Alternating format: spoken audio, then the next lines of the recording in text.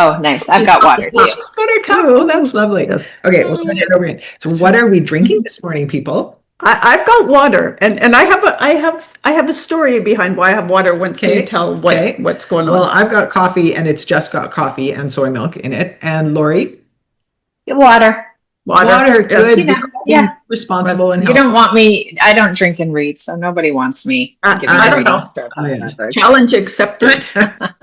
But so I'm drinking water because we do have to fess up that yesterday Lori very kindly made time for us, and we had a beautiful conversation and discussion. And she was giving us all that. She gave us the secret to the universe. And you know what? We hadn't hit record. So I might have had a little bit too much bubbles last night, and now it's water for the rest of my life. That's right. So yes, that's it. That's that. We're here now. So it's a very, you know what, we're entering Mercury retrograde, so that's very Mercury retrograde coded. So I was just talking about that because I knew it was coming up. I wasn't sure if we were in it already, but then several things happened. Like my car wouldn't start. My car always starts. I couldn't get sound working here, but there was something else on my computer. I'm getting like triple email messages from my husband when he sets something in the calendar. That's exactly, and that's what it feels like, and it could go at a retrograde any stinking time. Just saying. I would be okay. Oh yeah, and there's something called retro shade, which is the time leading into retrograde. So you're in the we're in retro shade right now, so that it totally tracks. Okay. Well, there we go. So welcome again, Lori, and we're really excited to have Lori here. I think. Now I'm going to try to not talk about what I talked about yesterday, but Lori, but why not? We can. It was so good yesterday. No, I know, but I just I feel like I've done the introduction 400 times, because also I tell everybody on social media that they should follow you. But so I have known Lori for, I don't know, 30 years, maybe more. Yeah, at least 30. And she was reading tarot cards back then. She is besties with my niece, who's more like my little sister. So that makes Lori my little sister, kind of, it's like sister by friendship. and we just are so grateful that you're here to talk about all of the magic that you bring to the world that, from your perspective, if I'm right, you teach us comes from us. Correct. Yes. I really just help people. I give them the tools, whether it's through tarot or rituals or anything else that I do. To become their own psychic, to be their own source of higher wisdom, to help them step into their purpose, reach their potential, live their best life. Yeah. Love it. Love that. Now, we talked yesterday a bit about your journey in coming to this. Do you want to tell us a bit about that again? Yeah, sure. I mean, I've had this deck for 35 years. It's the only deck. This is the deck Ruth had her first reading with me that I was using. I've had thousands of readings in this deck by this point. And I was mentored by a witch in Calgary, Alberta, as you do. And she was sort of the psychic everyone knew about. And you sort of had to know someone who knew Erica. That's her name, Erica. And I wrote a paper for university about the history of witchcraft and how it, societal norms, blah, blah, blah. And I interviewed her as part of the project. And that's where I got to really know her. And then that's how she kind of became my tarot mentor. So everything that I know about tarot as my baseline is from Erica. And it was it's really cool because I've been reflecting on it in the last few years. It was an oral tradition. Like it was me with pen and paper, because this was before cell phones, never mind Google. And I was, taking notes at her knee, just like, oh, what is this card? Oh, and so she really helped me develop my own voice with tarot. And her approach to tarot as well was always very like I do it. It's very woo-woo without the cuckoo. That's what I call it. I take it very seriously, and it's what I do for a living, but I'm not stupid about it. I'm not goofy about it. I'm not kitschy about it. It's not predictions. It's not prophecies. It's more just like, here's a little peek behind the curtain to see what's going on energetically, and what you do with it is up to you. And to have a sense of playfulness about it and be fun with it, not take it so seriously, and not be like the stereotypical, fortune teller in the back alley either. Although that's what Erica kind of looked like. She's like a full-on witch. But yeah, that was sort of that's my origin story with tarot. But as soon as she took the cards out, I was just like, even though she did palmistry and she had crystals and, all the witchy stuff, the cards, there was something about them where I was like, tell me everything. I'm obsessed. That's So awesome. are you a fairly visual person, do you think? Like, do you think it's something about the images or the pictures of the artwork? It is for sure, but I'm not a visual person in the sense of like with aesthetics and decor Okay. and things like that. I'm more of a words person and a talking person. Mhm. So when I talk about the cards, they usually have stories attached to them that relate to the picture of the card. But you know, there are a lot of myths about tarot too, what it is, what it isn't. And Right. you know, the death card is never about physical death of anything or anyone. But in, you know, popular culture, they make it look so Oh yeah. scary. But it's one of my favorite cards. I love getting it. But the pictures are usually, yeah, the story of the card is within the picture. And I always tell people too, when I teach tarot, like I don't know, I don't have the cards memorized. So I don't know what the Eight of Swords is. Six of Cups, who knows? Couldn't gun to my head. I can't tell you what that is. But if you show me that card, I can talk about it for hours. So Okay. it's not about memorizing Right. numbers and words and names. It's more about learning the story. Like each card tells a story, and then you put them together and they tell the story of you. Mhm. Oh, I love that. So that sort of goes into your specific style of reading because, you know, we go to the burn your shit rituals on full moons all the time. We've got your books and we're going to link to where you can get your books, and it's big deck energy, and my brain just stopped. Oh, and burn Yeah. your shit, which is like a really important, you know, part of my life now. But I want to talk about, because you do the readings and you're interpreting the cards the way you do in your sassy, cheeky, you know, really fun way with a little cussing, people. I'm telling you, you know, Love I it. I helped raise her right. She uses the words, but the other thing is I think we take more away. And it's the energy, I've heard you say, like the energy that you bring to it and you infuse the experience with is what we take away. And 3 days later, I mean, I've had it where it's like all of a sudden my heart's like, oh my God, I get what she said there. Right. Yes. Yeah, it's something that's why before cell phones, I would say to people when they had a reading, like bring your friend to take notes because it's too much and it can kind of pull you out of the reading to try and remember everything or write everything down because I talk a lot, trying to slow it down, but I get all excited and start talking fast. And it's really important to have either a recording or notes to be able to look back on because I just like bleh, just say a bunch of stuff in the moment and a bunch of it will resonate in the moment. But then once things kind of settle or you've, you know, lived life a little bit, you can then go back and something you didn't even hear me say in the moment is like, oh my God, that's such an important part. That's such a key thing because it's, again, for my readings, it's always from like now to 6 to 9 months out usually. Right. So you're getting a sense of just like the energetic forecast, you know, and again, what you do with is up to you, but things will show up that aren't even on the radar when we're doing the actual reading. Right. And I always say that it's like a conversation with your soul. That's what I call my readings. It's like it's, you know, tarot's a tool of self-discovery and self-reflection, and it can give guidance or, like I say, peek behind the curtain, see what's up. But you know, ultimately it's up to you what you do with this information. Right. It's so interesting. It really makes me think of my time doing The Artist's Way by Julia Cameron. And I think you're familiar with that too, right? Is that Yeah, Artist's Way is something that I did when I was in my not early 20s, like mid to late 20s. It was before I was married and had kids. And, you know, my kids are my son's 22 now. So it's definitely, yeah, had one of the first editions. So I was doing the artist dates and doing the morning pages. So I have all of these tools that I've accumulated over my life just through my own sense of self-discovery.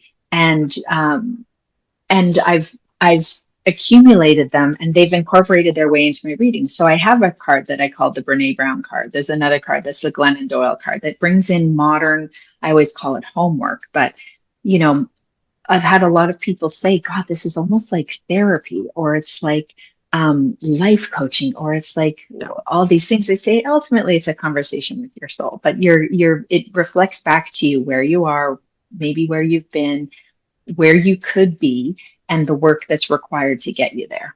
You know, I almost have an image in my head of when you go to the optometrist and you're getting your glasses and it's, oh, is this better or is this better? Can you see now? Can you see now? Is it one or is it two? All of these things seem to be ways that we can sharpen our focus and maybe identify something in ourselves that we weren't ready to see before. We couldn't see. We needed a particular prompt to help us see somebody to help interpret it. For sure, tarot's a tool to help you access your intuition, your higher wisdom. And it can be the kind of thing that, like, to your point, is it one, is it two? I always say with readings and with life, like, there's no wrong decision. They're just different decisions. Like, there's no wrong choice, just different choices. And the only sort of quote unquote wrong thing to do is nothing, because then you're just stagnant. So tarot what it often does in my readings is it validates what you already know. Right. And I always say in readings too, it's kind of like when a kid comes home from school and is like, Mom, you know what my teacher told me, blah, blah, blah. And you're like, yeah, I've been telling you that for 6 months. But because the teacher said it, it's like, oh, I guess this is real. And tarot's kind of like the teacher, and every reading I do, when I do my full readings, every single reading, I would say, there is a moment where the person will say to me, it's so weird you said that, because I was just talking to my husband, or I was just listening to a podcast, or I just read this article about blah, blah, blah. And it's what I was just telling them about. And I say, yeah, that's good woo-woo, man. Like, that's how it works. That's validation. Yeah. That's kind of the synchronicity that once you see something, you can't stop seeing it. Yeah. You start to recognize the things. It was always there, but you just weren't ready to recognize it yet. Yeah. And that's why I don't do predictions too, because I don't want it to be a confirmation bias. Right. Where, like, if I say to someone, you're going to find the love of your life on October 1st. Well, then the last day of September, they're out there. Is it you? Is it you? Is it you trolling the streets? Get in the car, So it's not, I don't want to do anything where it's a self-fulfilling prophecy. Mm-hmm. Again, it's more just like, ooh, look what's happening. And it's never just saying like, oh, this sucks, see you later. It's more like, okay, you're in it. I don't sugarcoat stuff.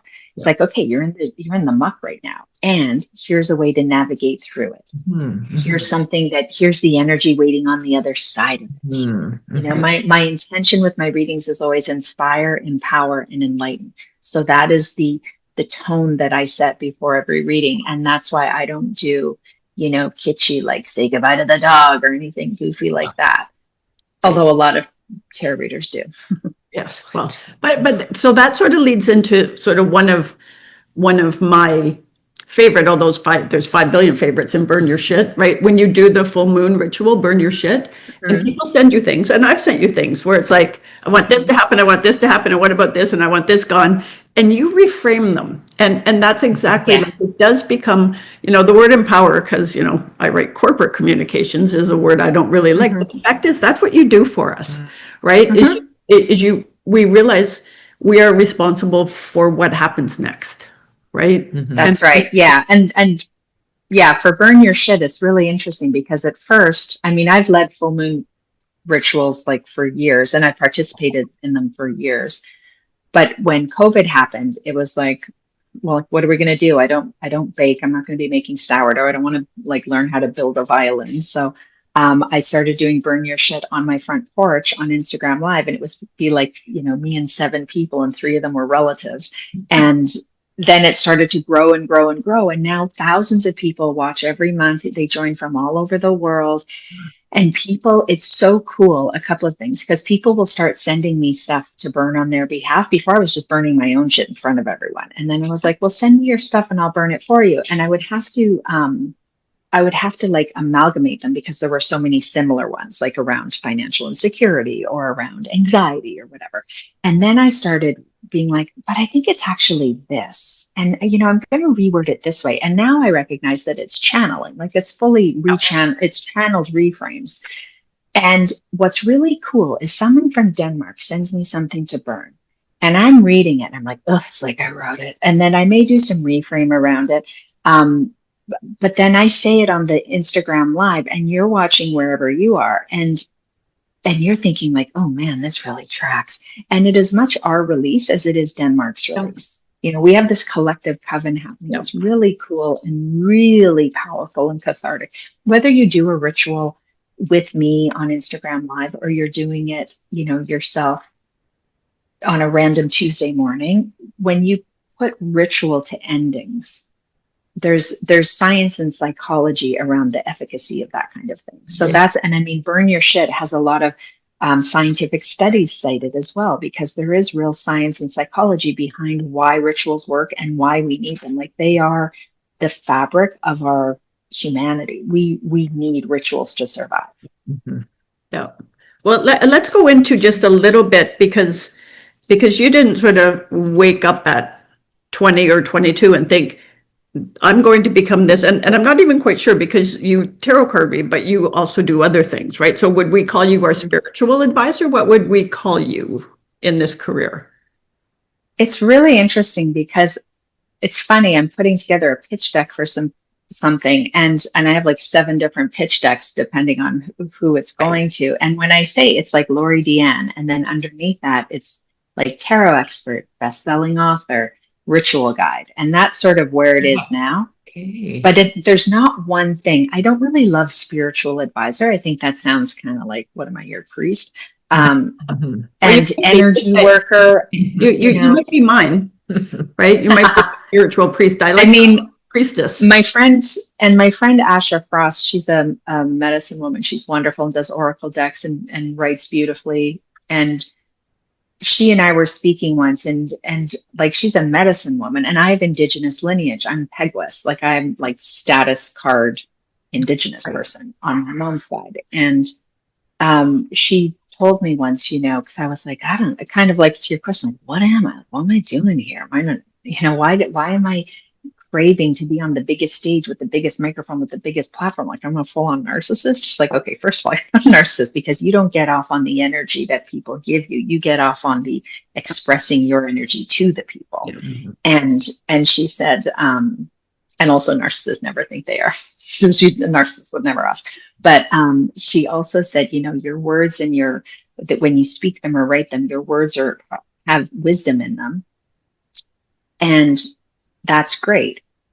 Your medicine is the energy with which you imbue them. Yep. And that is that intangible quality that people receive from me when we interact in ritual or with a reading. And it is an indescribable, sort of quantifiable thing that I can't really explain. And maybe I'm not meant to explain it, but I just know that I know the power of my readings, and I know the power of being in ritual with people, that people leave changed. And I'm very confident in like standing with that and owning that, like, yeah, this is really cool. And I love like giving readings, especially when I'm at events, to dudes who sit down and they're like, okay, fortune teller lady, like, what do you got? Show me your best shot. And I'm just like, okay, buddy, here we go. Let's do it. And then by the end, I'm like, okay, get out of my chair. Like, there's a lineup, move it along. And they're like, no, just one more question. Can I ask one more question? Mm-hmm. I love sort of dispelling people's preconceived notions around it and demystifying it. These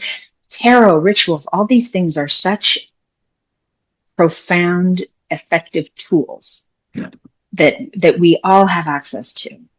And so I just like telling as many people about it as possible, getting it in the hands of as many people as possible, because I know how well they work. Yeah.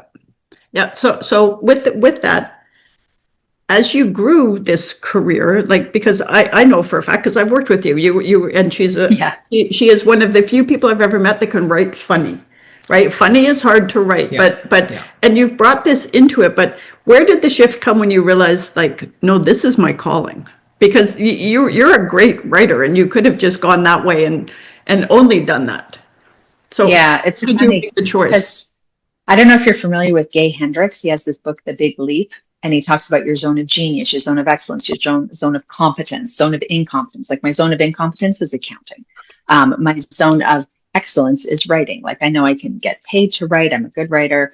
I'm a fast writer, and I can make money doing that. My zone of genius is that thing we were talking about, that medicine woman thing that happens. And I tried a couple of times over the years to sort of go all in with tarot, where I'd be like, I'm quitting the corporate job and I'm going to, go work at this Reiki place and do tarot. And it would immediately I'd get all clenchy because, oh God, this reading's going to pay a bill, or, I need to pay my mortgage, blah, blah, blah. And then it just all the life was sucked out of it, and then it just nothing happened. And so I was very smart about it and very intentional about it in terms of, moving out of corporate into then helping like my friend at her naturopath clinic, working reception or doing freelance writing. I worked with you, Ruth, over the years. And I always had tarot going on the side. Like I couldn't not do it. That's the thing. No matter where I was, it was like, have my deck, let's pull some cards. I couldn't not do it. So it was always happening sort of on the sidelines. And then it started to sort of grow and grow as people heard about me and people were calling me. That's why I'm known as Tarot Lori, because I'd be like, hi, this is Lori, Tarot Lori. Jill told you about me and I'm calling about you getting a reading. Like that kind of thing started to happen. And then I got to this point where I had to go all in on writing or go all in on tarot. I couldn't do both. There wasn't enough time in the day. So I went all in on tarot, planted my freak flag. And then within a month, the vacuum that had been created by saying no to these paying writing gigs was filled with tarot stuff. And then you did stay as a writer because you've got 2 best-selling books. Right. Yes. And so that so you still get to put that out there, which I have to say I'm really grateful for, because those books are like my reference. I walk around and if something's going on, it's like, which book do I need to talk to? Right. Which right. Yeah. The cool thing about the books, I mean, first of all, they are a masterclass in manifesting. Like I manifested that start to finish. And it's also. Say more about that. Tell us. Well, I had Bernier or Big Deck Energy is the tarot book. Yeah. And that started as a PDF that accompanied a little Zoom workshop Tarot 101 thing I did years ago.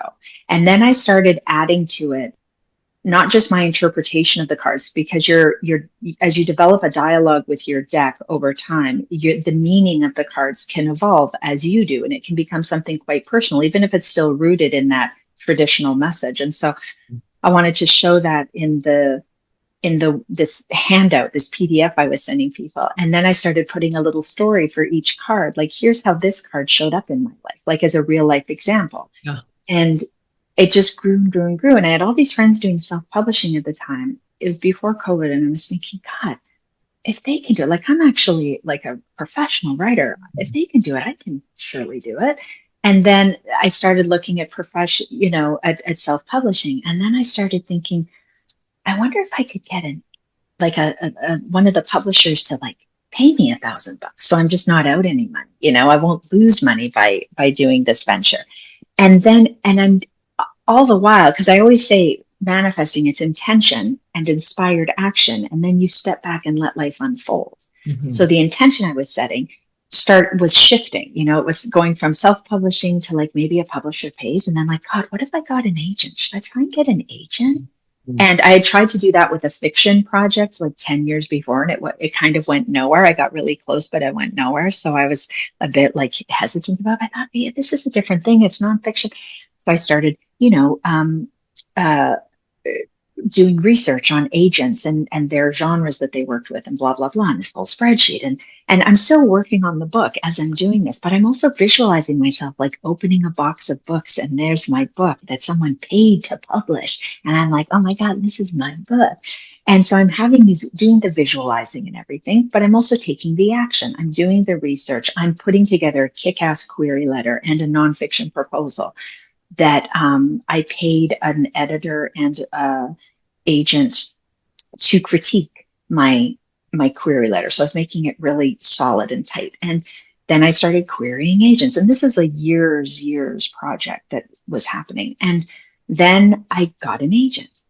And then she sent it out on submission. And then I started thinking like, oh my God, so I got the agent, a publisher could be, how about a big 5 publisher?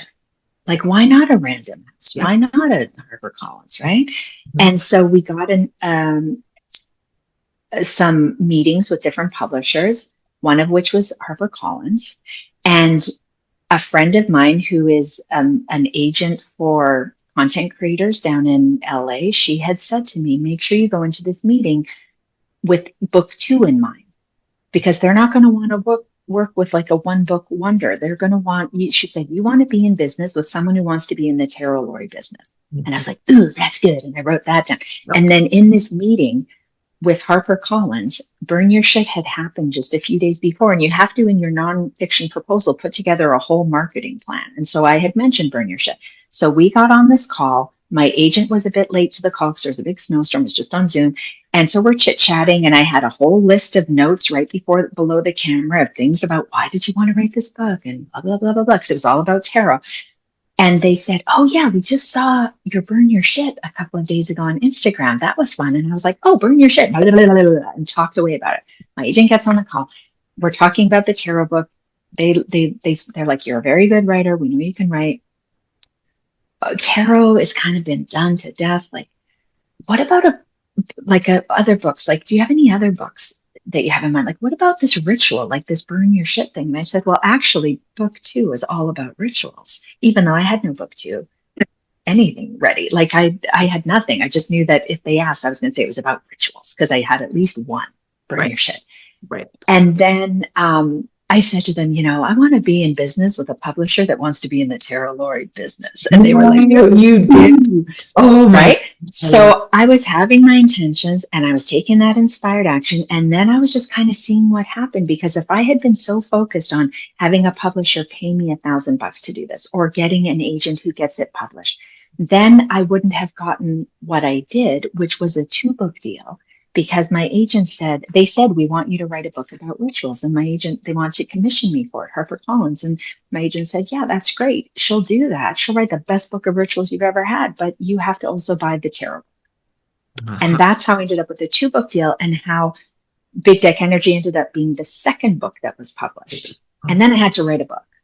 I had to write Burn Your Shit from scratch, which was like, so that's how that all, like, to me, that's an example of manifesting. And there was a moment where I got a box delivered to my door and opened it up, and it was like, holy shit, there's my baby. There's a book that someone paid me to print. This is wild. Yeah. And I think it's part of what brings so much credibility, is because you are authentic. And even you can see on the Burn Your Shit where people are engaging, you are there as a part of a community. And because we all want to be in the Terry Lori universe, right?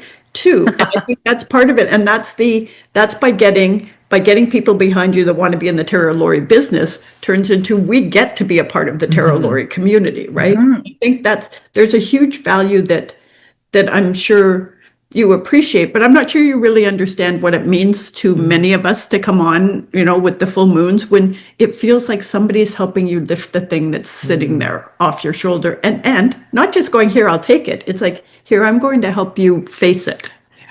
Right? Yeah, and name it and let it go. Because often it's just the naming of it, because shame can't live in the dark, right? So, and it can get really intense and really deep. I write about it in the book Burn Your Shit, which, by the way, is about so much more than just the Burn Your Shit ritual, but it's a kick-ass title.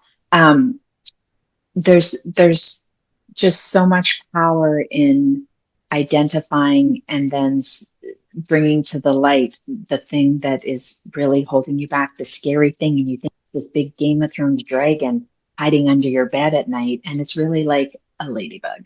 Yeah. That's Oh. awesome. So I want to be aware of time, because we've taken up a lot of yours. It's all good.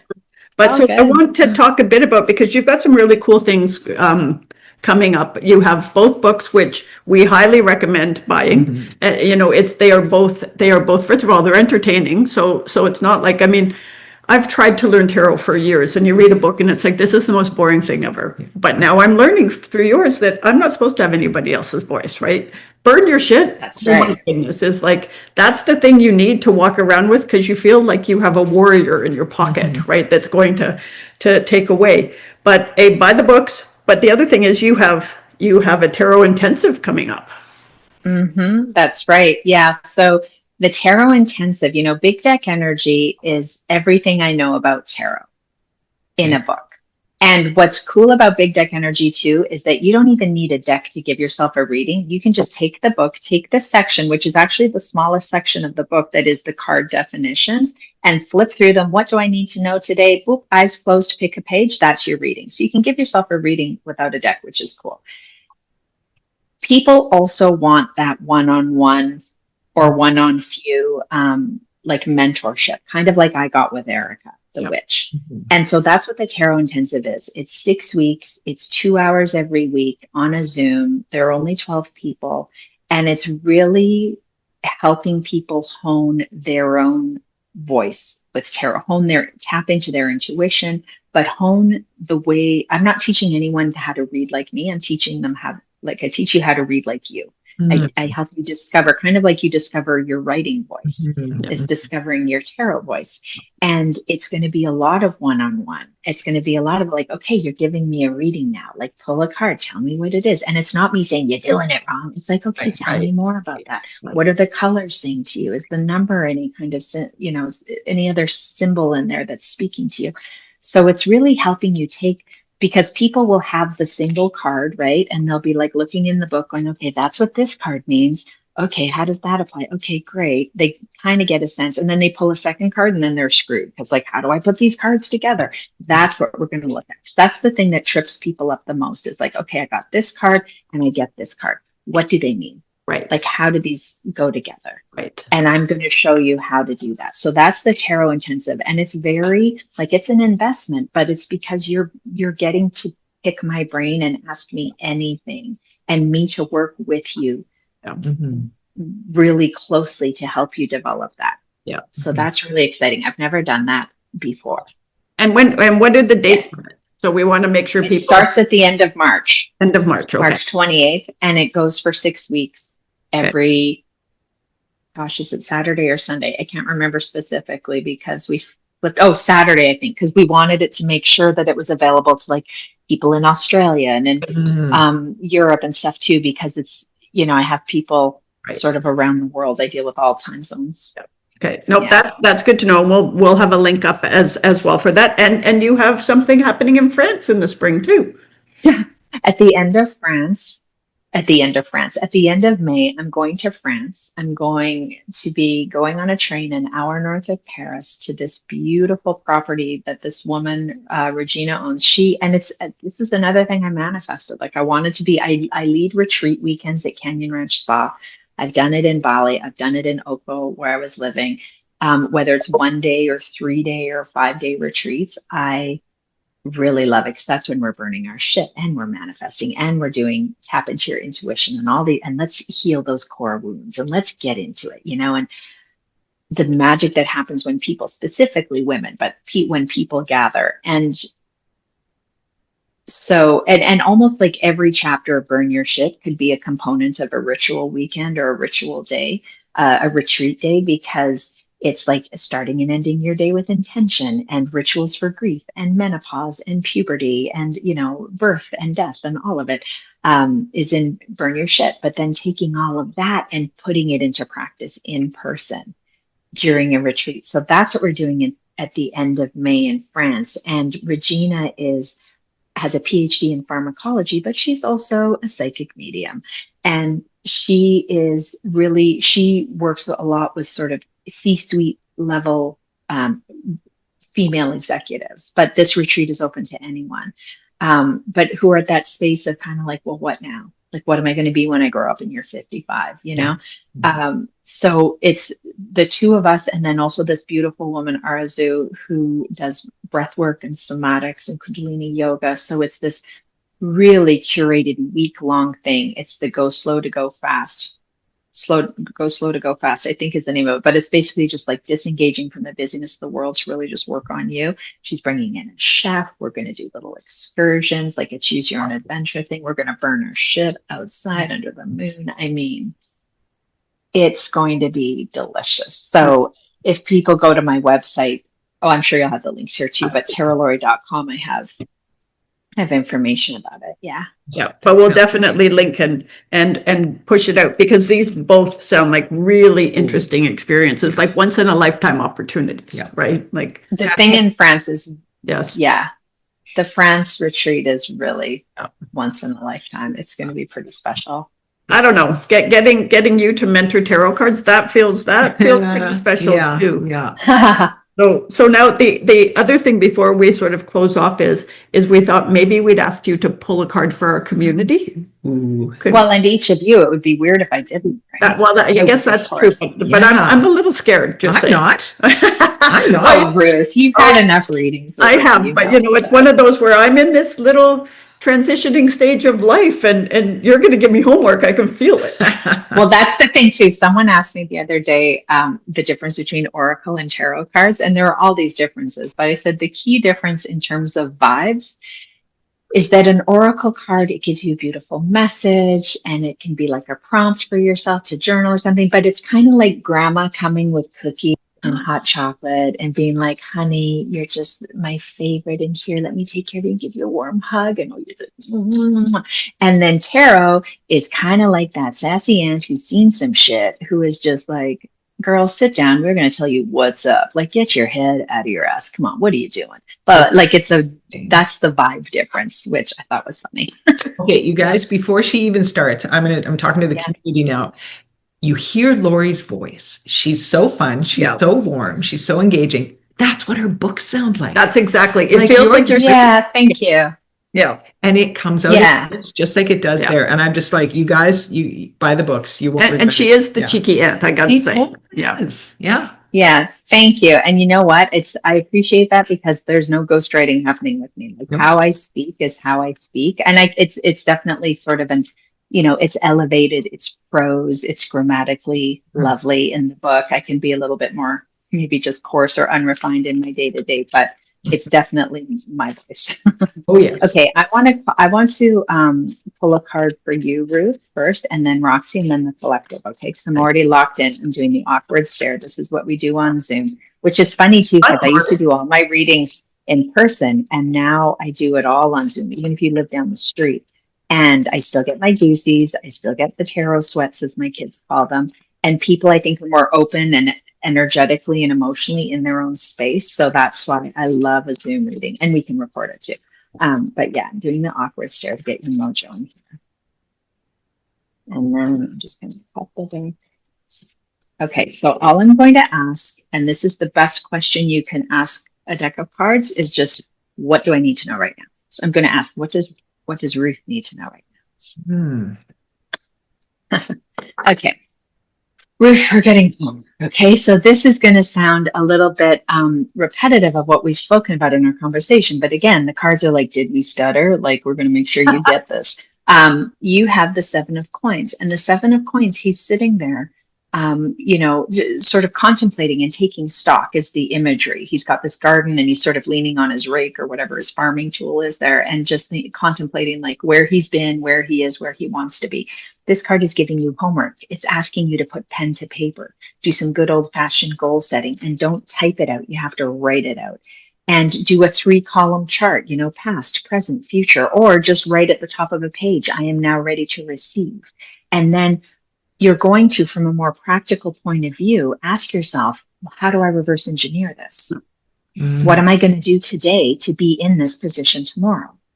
And I always use career as an example for this card. It's not just superficial things like, oh, I have to get on LinkedIn and I need shoes for the interview. It's deeper things like, what limiting beliefs do I have about money? Or what negative self-talk am I doing about the value I could bring to that organization? Like, what bad habits do I have that future me who is out there killing it doesn't have? What's her morning routine? How's she setting herself up for success every day? It's taking time to really reflect and consider the shifts that need to happen internally and externally to help you transition from where you are to where you want to be. And then once you're done with all of your introspection and your pondering, then in order to get witchy with it, because you want to get witchy with it, you're going to fold up that paper, slide it under your pillow or in your pillowcase and sleep on it. And then the next time you do the wash, you're not going to burn it or throw it out. You're going to hang on to it, and you might pop it in to keep cooking, put it in a nightstand drawer, stick it on an altar, put it on your fridge, just hang on to it. I always tell people, this is how I got my husband doing this. Okay. It's also how I got my divorce because Erica, the witch who mentored me on tarot, she gave me this exercise years ago. She would have called it a spell that I've since ascribed to this card. And I've been telling people to do this for decades because it works. It's not just like the dinglings in front of their vision board. Like, when's it happening? It's being intentional, then doing the work, taking action external and internal, and then bringing in the magic. And if you do this around a new moon, it gives it extra juice. This is like the partner of burn your shit. This is what you do around a new moon to give it a little extra juice. But I mean, do it today, because we just have such big astrology, and we just entered the year of the horse as we're recording this. So, I mean, it's like manifesting on Red Bull. So this is a manifesting card. This card with the magician are kind of the foundation of my manifesting ritual that I do and the workshop that I teach. So you get home. That's your card. I knew, see, so let me tell you, I think there was a new moon somewhere around New Year's Eve. And I'm pretty with the book. I think it was Burn Your Ship, but I went in and I did this. I wrote down the past, present, like I did this. So this feels like a reminder of keep focus, like go back and look at it again. What shifted from, because of Mercury retrograde, but going back now. Yeah, like, but it is really interesting to me that this is sort of what you found. Is that is something, 6 weeks ago I was absolutely, and it was under my pillow, and now I put it in my night table drawer. For now I'm going to go and redo it and put it under, and then put it on the fridge. Ooh. Well, and also it's great that you did all of that, and this card is also asking, what inspired action have you taken? Right. Bossy. Besides the pillow. No, but and that's fair, and you're really enthusiastic, and then life gets in the way. And then it's also right, and it's reminding you every month there's a lunar marker. That's awesome. There's an invitation from the moon every month to focus on that's nice. What you're bringing in and what you're letting go. I always say in my readings, you have to pull the weeds so you can plant the seeds. Right. Pulling weeds is what we do under a full moon. It's harnessing that releasing energy of the moon at the peak of its power, and then letting go.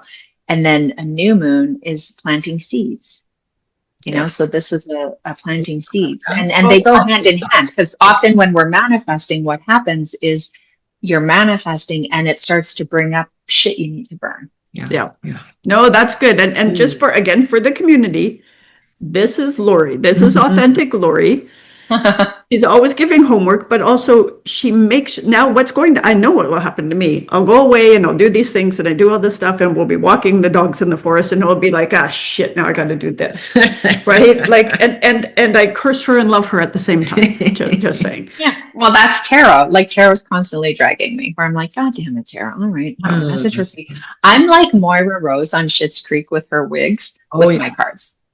Like, that's how I'm like, oh, these two do not like each other. Oh God, this one is getting this one all riled up. Oh, these two are supporting, these two are clunking on either side of the head, like, trash can lids, symphony, cymbals in an orchestra. Yeah. They each other that way. Oh, that's funny. That's awesome. Okay, there you go. All right, Roxy, you ready? Now I'm getting it. I'm looking at you, even though the camera's up there, because, Yeah, it's all good. You look wherever you want. I'm locked in. It's intense. I always tell people you get off easy being on Zoom. In person, it's much more intense. Okay, this is just saying. I'm feeling the stress. Relax. Okay, where's Roxy needs now? Right now. Oh, nice. Okay, I actually pulled you two. And this is a really good example, because again, tarot comes through with the marketing, right? Tarot's like, let's show them how two cards can work together. And you'll see also why I pulled an extra card, because this card on its own is a lovely message, but I feel like Ruth got homework. Ruth got a nudge. I wanted you to also have a nudge. This is beautiful, lovely reassurance, but it's like, I want more. So you got the strongest card of the entire deck. The strength card. Strength card. Oh. And she has infinite power overhead here, right? This card is reminding you can go to the well of strength as often as you need to, because for you, it's limitless. And it has been called upon for sure. But you have it in spades, so don't sweat it or forget it. Like where other people would say, it's too hard and I can't. And you go and suck it up, Buttercup. Come on, we got to do this. And sometimes we need a reminder that we have that strength. So there's your reminder on the silver platter. So that's lovely, right? On its own, that's a gorgeous message. We could have stopped there. And I wanted to pull another card because, okay, tell me more, And then we get a little kick in the ass. The Three of Coins is all about stepping things up a notch. It's all about leveling up. This guy is building these people a castle, and they've come to look at it and inspect it and say, yeah, that looks good. Keep going. And the Three of Coins is telling you it's time for you to build upon what you have. It's time for you to take things to the next level. And even though there's money here, it could be about wealth, health, career, love, home, family. It could be about one or many areas of life. The Three of Coins is saying stop being complacent. Stop settling for the basement suite when you can have a big ass high rise. You know, and you may feel that your foundation beneath you is wobbly like a Jenga or a house of cards. And the Three of Coins is saying, babe, it's not a Jenga. It's cement encased in steel, wrapped in titanium. Like it can bear the weight of you going to the next level. It's such a cliche term, but it's all about leveling up. And you have the strength to do it. Oh my gosh. So do you see how that, because, you know, all of the excuses that can come up with this. Yeah. And the strength card is like, yeah, nice try. Wow. Okay, that hits at exactly the right time. Work. Oh, I've got lots of things to think about leveling up. Have homework too. Oh, her homework is like stepping it up a notch or 7. And I can, there, well, also there. Oh, definitely there. Yeah. Yeah. Mm-hmm. No, that call to not be settling and not being complacent. Yeah. Right? Wow. Where are you being complacent? And you have strength for days, so That's no excuses. I'm writing down complacency, and then I'm putting a line through it. There you go. Yeah. Juicy, right? Very juicy. Goosey. Carol's awesome. Yes. Goosies. When you get your goosies. Yeah. That's a good woo-woo. That's awesome. Oh, do you want me to pull a card now for the community? That would be awesome. And we will let you go have your Saturday. Yeah. Okay, let's see what we are doing. Whoops.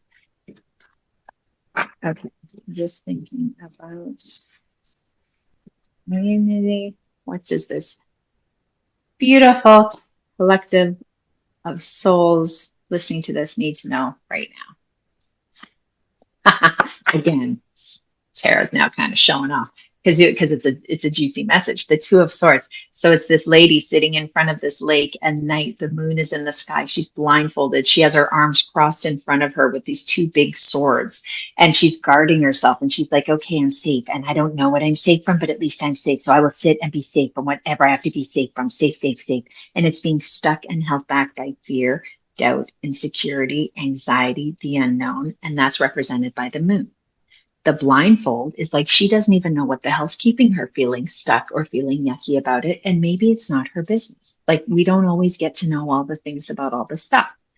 The water behind her is totally calm.